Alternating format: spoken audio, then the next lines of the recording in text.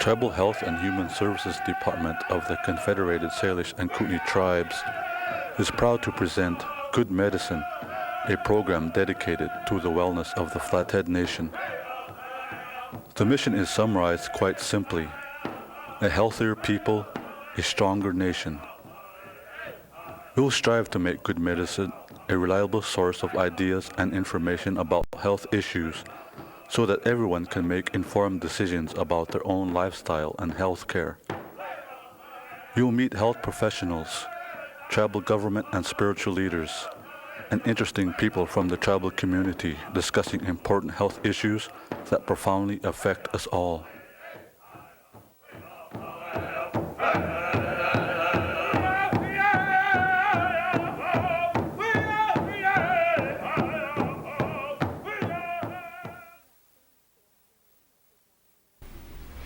Good afternoon, or good morning, whatever time it is out there. I'm Roxane Colman-Herak with the Good Medicine Program, and today we have we're really honored to have Stephen Smallsalmon, who's Pend d'Oreille and also part of the Salish Culture Committee in St. Ignatius, as well as a language teacher at Inkusum. So these are very valuable, important people that we have here today. We also have Pierre. He's also Pend d'Oreille and a member of the Salish Culture Committee and a language teacher, one of the leaders in language in our league for Inkusum. Pat, were you going to say something? Yeah, I just want to make a little correction here. It's Salish Pend d'Oreille Culture Committee. Thank you. And we talk about what life is like in today's world and what it was like when I was growing up. In a couple of weeks I'll be 82 years old, and I've seen a lot. I've experienced a lot of things out there that today are not seen. There's so many changes that have taken place. One of the things that we talk about today about what are the changes, are they good, are they bad, or what are they? And to me, the changes that have been taking place are not all necessarily good when it comes to the human being, who we are, where we come from, where our roots are, what our belief system is. What do I believe, and why do I believe that? And we talk about 20, 30 years ago, things were a lot different, and 20 and 30 years before that, they were a whole lot different. Because I was in that particular era. And the young people back in those days are not experiencing or didn't experience what young people are experiencing today. Back in those days, it seemed like a tribal people, the tribe as a whole, was always busy doing something. Activities of all kinds were going on. And back in the 40s, in the late 30s, I'd say about mid-30s, until the 40s, things were always moving. Young people didn't have time to do crazy things or get into trouble or do anything that's out of line. They were always too busy being a part of the family. Families were pretty close together in those days. Families were always one unit. And then the whole reservation, the whole tribe, was like a big village. And it seemed like back in those days, everybody took care of everybody else. It seemed like we was always watching out for one another. Something happened to somebody, we'd go find out what the problem is. And we were, according to my parents, we were very vigilant in watching our children growing up. In my time, when I had children, I watched my kids grow up. You get a lot of instructions, get time to sit down and talk to them. And then I watch your actions. One of them not quite right, I get in there and I find out what the problem is. That's the way it was a long time ago. It seemed like everybody was always busy taking care of one another. And I grew up, the first years of my life was around my grandmother. And she didn't know any English, so we spoke the language. And when you talk about the tendencies that cause suicide and different things like that, when you talk about it in our language, it's a whole different setup. There's different ways of expressing your feelings in our language and expressing the things that you need to do to prevent these kind of things. And so today, we're hoping and we're praying that this language that Stephen and I are teaching is going to come back and going to become alive, and that will be the salvation of our tribes. That will be what will save our young people, bring them back to who they are, their identity, and their goals in life, and they see the whole life system in a different way. Today's world is so fast that these young people get carried away. They don't have time to stop and think, what am I going to do in my life? What's my life going to be worth? They're dropping out of schools. They're dropping out of schools and they're going off in the wrong directions. Do you know that we have children today that in the brightest part of the day, they walk in darkness? Why? Because they have no direction. They haven't been told or taught that here, this is what you need to do. Parents nowadays are too busy trying to make a living or trying to be up here with the rest of the world, and the children are left alone a lot. And that needs to change. We need to change that. Mm-hmm. What we need to do, as personally myself as an elder, I need to connect more to the young people and the parents and try to get them back in that level of understanding one another. Parents to children, children to parents, so that they know who they are and they know what they need to do. And they have a perfect understanding of life in general. Life is not something that is just given to us happenstance. Life was given to each and every one of us, and a blessing that is not given by people here, but by the Creator.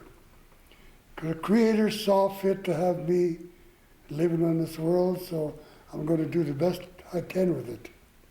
Each and every one of us has got the same goal. We're going to do what we can with what we have. And life is what we have. And we got to make it what the Creator intended us to do. You know, that's something else that's been lost, prayer. People are not praying like they used to a long time ago. They had a belief that the prayer, and not necessarily a church, it's not necessarily some religion, but the people had their own prayer, their own connection to the Creator. Some of us today, we're still doing that. We're still practicing that. We're not running to the churches every Sunday, getting on our knees and doing this kind of stuff. We have our sweat lodges. We go to the mountains. We do what we need to connect with the Spirit, to get that direction from Spirit. What is my day going to be like? So we learn to pray every day. I want my day to be fruitful. I want to be able to say something good to somebody, to give them joy, happiness, so they can have a good day. And so that's my daily prayer. Give me those words to feed someone. Give me the feeling to comfort someone. And let my heart overflow so I can spread it out among my people that they know they are loved. Love is a great thing. Love is something that is lost, it's misinterpreted, and it goes the wrong direction a lot of times. And love is a feeling between people, your parents, your grandparents, your friends. It's not necessarily man and woman. Love is something that is extended out to the people. And we need to share it. We need to say, yes, my love is great. I'm going to give it to everybody today. You know, the reason I say that is it can never outgive the giver. The more you put out there, the more you get. The more good things you put out there, the more good things you receive. So there's no ending. So we should be able to understand our children. We should be able to see our child when they're troubled. That we can get right in there and find out what can I do to change this situation. That's what we need to do. I think we need to be more vigilant, more alert as to what's going on around us. Where sometimes we get too busy, we get going too fast. We don't slow down to see what's around us. We do that on the road. I can travel from here to Missoula and get to Missoula, and somebody asks me, what did you see on the road? Nothing. I was too busy driving. You know, we need to slow down. We need to see where we're at and what we're doing. We need to teach that to our children so that they have their mind where it needs to be to enjoy a good life. And that's what I want to share tonight. I want to just say, let's do something. Let's not just talk about it. Thank you, Pat. I'm really glad that you talked about this. You know, I've heard this over and over again, and the reason why Pat and Stephen are here today is, you know, it takes a community to raise a child. It takes a community for anything to really succeed. You have to have that cohesiveness. So I've asked both of these gentlemen, our elders, to come on the program and kind of talk about where and when things changed and how can we turn back the hands of time. Steve, do you have anything that maybe you can share with us, some wisdom of the ages?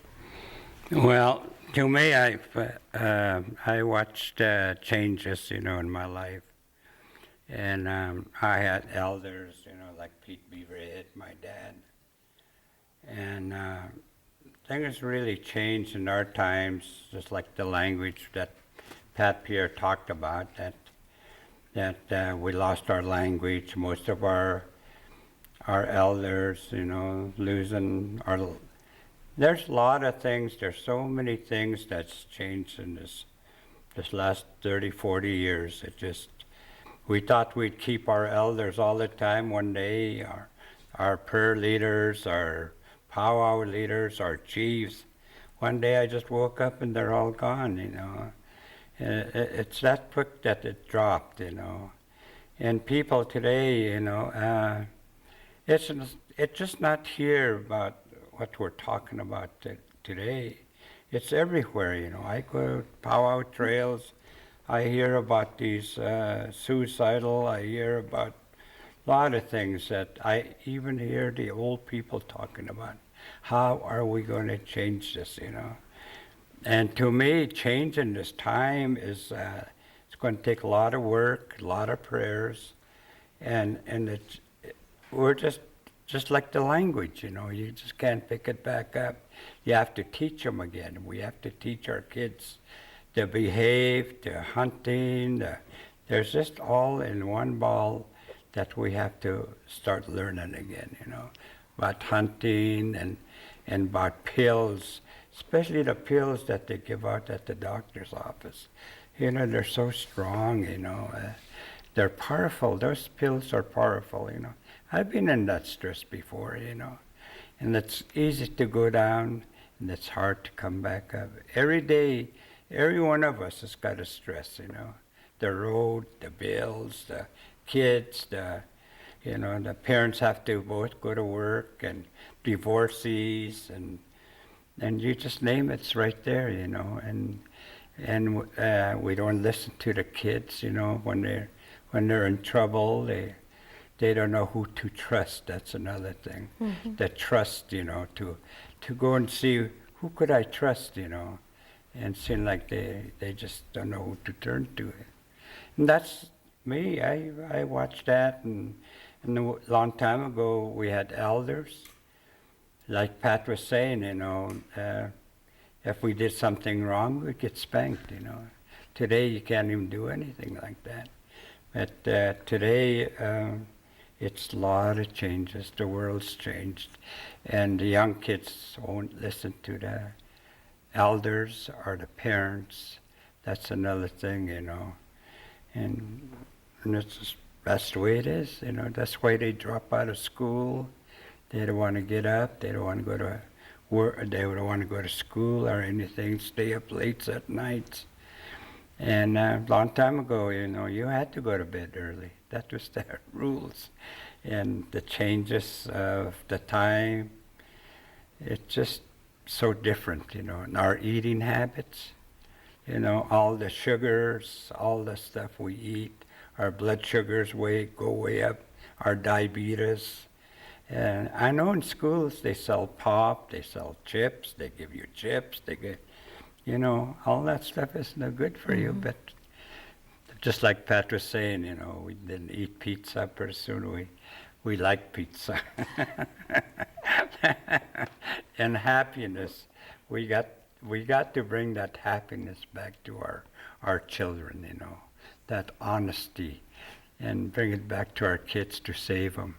That's my goal, you know, is to, like in Kusam, they trust me, they hug me, and just their eyes, their shiny eyes, and that's what we need, you know, is to trust them and start talking to them. Give them time, you know. The parents should give your kids time. You know, we was talking at the meeting, and we talked a little bit earlier about this, how today the way that we communicate with each other is either we Twitter, we tweet, we instant message, we text. That is how we are communicating with each other. So that human component, that element that's so desperately needed. And when you do talk to people that are going through stressors, you were saying we all go through stress. Life brings you stress. It brings you all those things so that we can gain some strength and some wisdom and learn from those things. That's why people are living 82 and older. It's like, how do you get there? It's like you've gone through all of those things that our young people are going through, without tweeting, without texting, without Twitter, without all of those things. So I think it's important that we have these conversations where we look at when things began to change, because they did in the last 20 or 30 years. Let's think about some of the things that have maybe and are contributing to those stressors, those very things that people are complaining about. One thing is media. Television has certainly limited the amount of time that people are communicating in households. And I'm sure you can think of some things that have changed where you noticed a difference in how families are functioning and relating to each other, and even friends. We used to travel. I can remember being young, traveling a distance to go visit with someone. You spent the whole day. It was really interacting and engaging, and today it doesn't seem like there's time. You can't afford gas. There's so many more factors that in my generation we didn't have. I guess when we're talking about the changes in times, one of the things that I see a lot of today is modern technology is moving in and distracting all of our young people. We got little tiny kids that know how to do a computer. We got kids in our school that are very young, 9, 10 years old. They're sitting there, they know how to handle a computer. And all the modern technology, cell phones, you can sit there and they could talk to somebody in Hawaii or overseas. And that is a lot of the changes that have taken place today. A lot of people, a lot of our young people they're getting out of the system because of modern technology. They're not feeling their parents and their friends anymore. They're up here and they're feeling that electronic thing that's got power. They can do this, they can do that. And they can text somebody, all these things are taking place. And that is a lot of the distraction today. And I see that, I saw that coming. And I used to ride horseback from Hot Springs, Camasbury, to come to Mission, to Ronan, to Elmo, to visit relatives, friends. And it didn't matter how long it took me. I'd get on my horse and I'd take off. And I'd get there, and I was happy along the journey. I'd get over there and I'd tell them everything I saw along the way. And that was a big thing because they were sitting there listening and they were excited about it. And pretty soon they would do the same thing. And it was always an exchange like that. There was always activities. The winter times, with dances going on all the time. If they weren't jump dances, there were square dances. We used to do that all the time. All winter long, we'd be busy. Springtime, then we'd go into spring. And some of us, we with our parents and our grandparents, was out there gathering food.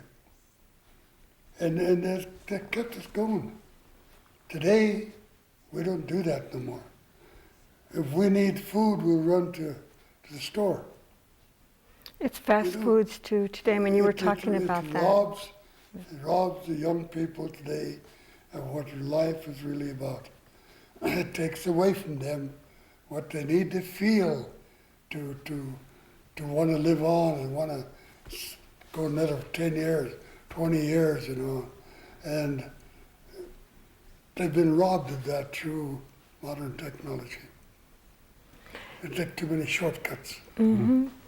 That's what we talk about. I mean, this is a conversation, and a lot of people are talking about, but I don't really think this is filling the hearts and souls of so many. That when you talked about the light in these kids' eyes, and when I got to hear the kids sing at the quarterly meeting, it was so heartwarming, it was so inspiring to see a light. These kids sang from their hearts. I don't get to see that many, and I don't know if you are seeing that much people who have that light shining in their eyes, their passion for life. We're losing, I don't want to say we've lost it, but I can say with relative certainty that we're losing some of our passion for life. We're getting lost in all of this technology. We're getting lost in the fast foods. We're getting lost in our way. And I don't know if we can turn back the hands of time. Stephen, do you think is there some hope that maybe we can reintegrate some of the values from? Well, I've seen some of these tribes that they changed, you know, like up in Canada where the whole tribe was alcoholics, and pretty soon they changed that, and pretty soon they quit, you know, they all get 100%. I think there's a chance there, you know. The Creator made us human beings, and the prayers, like Pat was saying, every day I get in my car, I say a prayer before I even hit that road of 93, you know. And there's always chances, you know, that to put your foot back down and say, the parents saying, hey, I'm the boss, you know, and this is the way it's going to be. And no talking back. And these kids, they talk back, you know. Yeah. So there's a chance. Where does it start? I mean, does it start with one person? I mean, I really believe that one person can make a difference. But I think if you have a community and you have leadership behind you, I think the chances of it really sending a strong message, the chances of that are far greater. Ideas, where does this all start? How can this start? Maybe just by people watching and listening today, maybe that can plant the seed that things can change, things can improve. I think the whole thing, if you just look back a little ways, you'll see where that the change that needs to happen today, I believe, is for the people to start showing compassion, showing love, showing caring about one another. You know, this needs to happen in order to get this thing moving in the right direction. We can't just crash in there and try to settle everything today. It's going to take a little work. It's going to take feelings. It's going to take that, like I said, compassion and love, sharing that all the time. We have that in our school all the time, our kids. And so, love is the whole thing. We need to start getting back to that point where we could share it, where we could have people share it, right in the families. We've got a couple minutes left. Pat, what do you think? Where does this start? You think this starts within the family unit and spreads out from there? Did you say Pat? I'm sorry, Stephen. Mm-hmm. Yeah, it starts with the parents, you know. It starts with everybody. Then, just like somebody starts leading, they get away with it. Then pretty soon the other person. Just like the kids at Nkusum, one go to the bathroom, pretty soon they're all going to the bathroom. They know these tricks, you know. So you got to watch what you're doing, and you know, the kids, they sneak out, they do whatever it takes, you know. And it's pretty tricky, you know. And pretty soon they're right at the edge. They can't do no more, you know.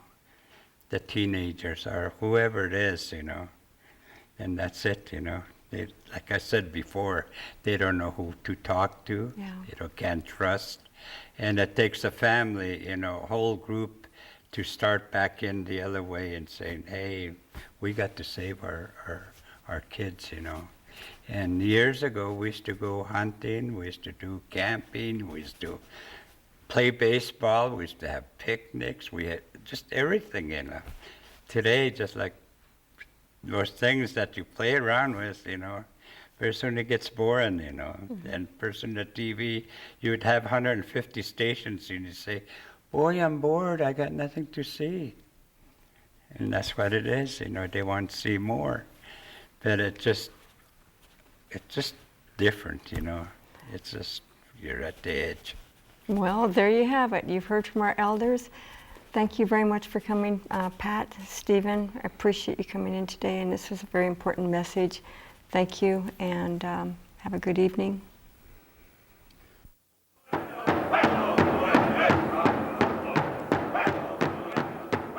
Good Medicine is your program.